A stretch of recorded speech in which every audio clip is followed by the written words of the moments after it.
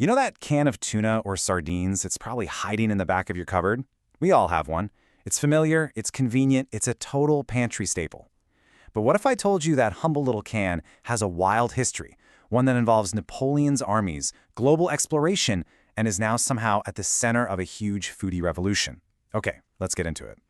I mean, you've seen it, right? These gorgeous photos all over the internet, colorful tins arranged on fancy boards, restaurants putting tinned fish front and center on their menus. It feels like it happened overnight. Tinned fish went from being a last resort meal to this must-have delicacy. So what on earth is going on? Well, it really kicks off with a new word we all need to know: charcuterie. Think about a classic charcuterie board, with all the cured meats and cheeses. This is just the seafood version of that. And because it's so visual and so shareable, it has absolutely blown up on social media. It just makes tinned fish look cooler than it ever has before. And this quote just hits the nail on the head. It's a total rebranding. The whole way we think about it has shifted from something you eat when there's literally nothing else to being the intentional, celebrated centerpiece of a meal. It's a promotion from backup singer to, well, the lead vocalist. But here's the really wild part. This whole modern foodie moment, its roots aren't in some fancy chef's kitchen. Nope, they're in the mud and chaos of war. To really get why we're all eating gourmet sardines today, we've got to rewind the clock way, way back. So picture this. Napoleon Bonaparte is marching his massive army across Europe, and he has this gigantic problem. How do you feed hundreds of thousands of soldiers when you're constantly on the move? Fresh food spoils, supply lines are a nightmare, and let's be honest, hungry armies do not win wars. He needed a secret weapon. So, back in 1795, he offered up a huge prize, 12,000 francs, to anyone who could figure out how to preserve food reliably. It took a little while, but in 1809, a French chef named Nicolas Appert cracks the code and claims the prize. His big idea? Sealing food in airtight glass jars and then boiling them. A total game changer. But, glass is heavy and it shatters. Not great for an army. Just 1 year later, an Englishman, Peter Durand, patents a similar idea but uses a tin-plated iron can instead. It was lighter, way more durable, perfect for transport. And by the mid-1800s, tin foods were standard issue for the British and French navies. It changed warfare and exploration forever. And here's the thing. This incredible military innovation, it was just too useful to stay on the battlefield. For the first time, it brought shelf-stable protein to everyday people, and it began its slow but steady march into kitchens all around the world. And as tinned fish traveled the globe, something really cool happened. Different cultures didn't just adopt it. They totally made it their own. They infused it with their local flavors and wove it right into their own culinary traditions. I mean, the variety is just amazing.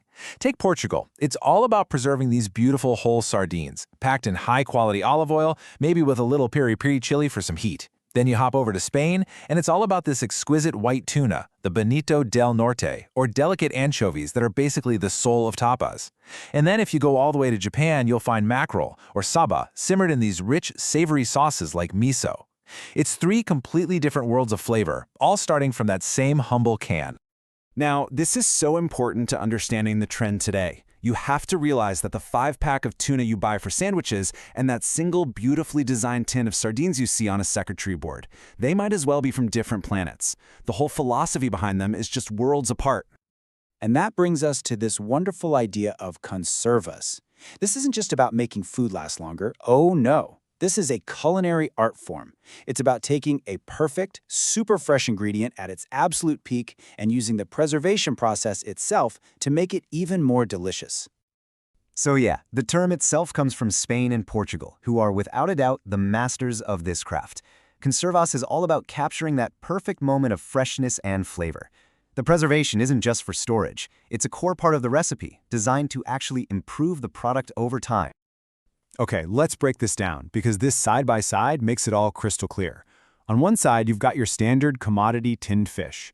The whole point is long shelf life and low cost. It's usually machine processed and packed in, water or basic vegetable oil. But then you have artisanal conservas. Here, the goal is incredible flavor and texture. The fish are often hand-cut and carefully hand-packed into the tin, and they're almost always sitting in really high-quality olive oil, which just continues to marinate and improve the fish over time. So if you're thinking, okay, I want to try the good stuff, what should you actually look for on the label? First, check the country. Spain and Portugal are always a great bet. Make sure it says it's packed in high-quality olive oil. Look for specific cuts of fish, like ventresca, that's the super prized fatty belly of the tuna. The words hand-packed are always a good sign. And here's a really fun one, vintage dating. Yes, just like a fine wine, some of these tinned fish actually get better with age. All right, let's tie all of this together. We've gone through the military history, the artisanal craft. So why now? Why is this the big moment for tinned fish? Well, it turns out it's kind of a perfect storm of factors that make it incredibly relevant to how we eat and live today. And this chart breaks it down perfectly. A massive chunk of the pie, 40%, is just pure convenience. It's an instant, no-cook, high-protein meal ready to go. Then, nutrition is a huge driver at 30%. We're talking tons of protein, healthy omega-3s. After that, you've got the incredible flavor and variety that we've been talking about. And finally, a growing awareness around sustainability. A lot of the small fish used, like sardines, are a much more responsible seafood choice.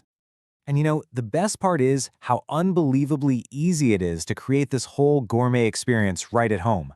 It's really just 3 simple steps. First, pick out 2 or 3 different types of quality conservas. Get a mix of textures and flavors. Second, add your sides, things like crusty bread, good butter, and something tangy like pickles or olives. And finally, finish with a little flair, a sprinkle of fresh parsley, a squeeze of lemon, a dash of flaky salt. It makes the whole thing look and taste incredible. So when you see that fancy tin, just remember, this isn't some random internet trend. It's really the final chapter of a 200-year-long story. It's a journey that takes one brilliant idea from being a secret military weapon to a celebrated star on the modern dinner table.